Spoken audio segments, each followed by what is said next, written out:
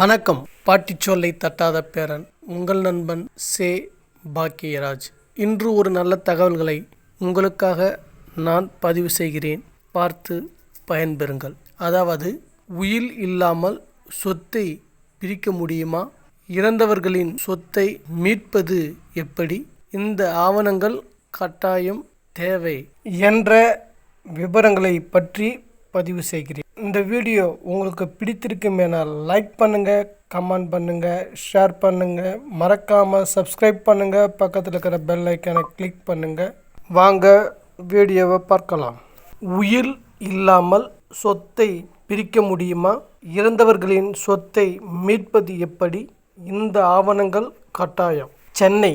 குடும்பத்தில் எதிர்பாராத மரணங்கள் ஏற்பட்டு நம்மை நிறைகுலைய வைத்துவிடும். அதிலும் குடும்பமே அந்த நபரை நம்பி வாழும் சூழலில் அவர் திடீரென இறந்துவிடும்போது அந்த கடினமான சூழலை எதிர்கொள்வது மிகவும் கடினம்.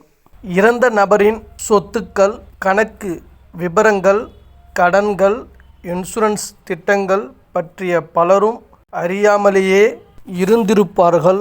அப்படியே இது குறித்து தெரிந்திருந்தாலும் அவைகளை எப்படி மீட்பது என்ற குழப்பமும் இருக்கும். சுருக்கமாக பார்ப்போம். குடும்பத்தில் எதிர்பாராமல் ஒருவர் மரணிக்க நேர்ந்தால் அவரது சொத்துக்களை எப்படி மீட்பது?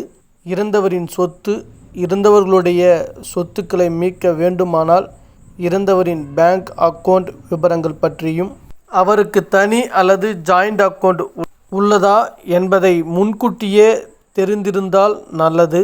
அதே போல் இறந்தவருக்கு எவ்வளவு கடன் இருக்கிறது, என்னென்ன கடன்கள் உள்ளது, அந்த கடன்களை எந்த சொத்தின் மீது வாங்கியிருக்கிறார், அக்கடன்களை திருப்பி செலுத்துவதற்கு சொத்துக்கள் கையிருப்பில் என்னென்ன உள்ளன என்பதையும் தெரிந்து கொள்ள வேண்டும்.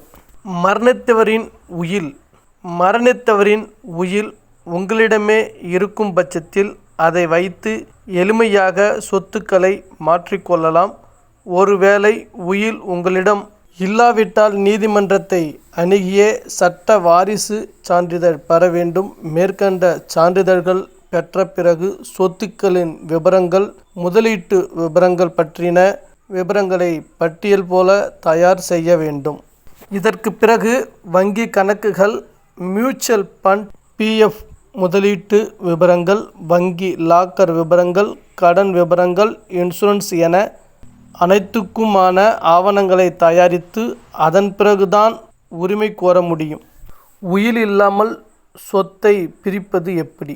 ஒருவர் உயில் எழுதி வைக்காமல் இறந்துவிட்டால் அவரது சொத்தை பிரிப்பது எளிதான காரியம் அல்ல. இறந்தவரின் சொத்து யாருக்கு சொந்தம் என்பதை கோர்ட்டுதான் முடிவு செய்யும். ஒருவேளை வாரிசுகளுக்குள்ளேயே ஒற்றுமை தயத்து தங்களுக்குள் சொத்துக்களை பிரித்து கொண்டால் விவகாரம் எளிதாக முடிந்துவிடும். ஆனால் அனைத்து வாரிசுகளும் சொத்தை எப்படி பிரிப்பது என்ற நிலை வந்தால் அவர்கள் அனைவரும் சேர்ந்து சட்டப்பூர்வமாக பதிவு செய்யலாம். சொத்து பரிமாற்றம்.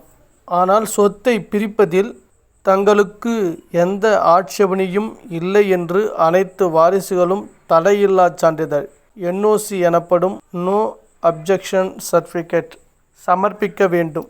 அத்துடன் பிரமாண பத்திரத்தையும் அஃபிடாவிட் பதிவு செய்ய வேண்டும். இந்த பிரமாண பத்திரத்தில்தான் சொத்தின் முழு விபரங்கள், வாரிசுகளின் பெயர்கள், சேர வேண்டிய பங்குகள் என அனைத்துமே இடம்பெற்றிருக்கும். சொத்து பரிமாற்றம் முடிந்ததுமே புதிய உரிமையாளரின் பெயர் வருவாய்த்துறை பதிவுகளில் பதிவு செய்யப்பட வேண்டும்.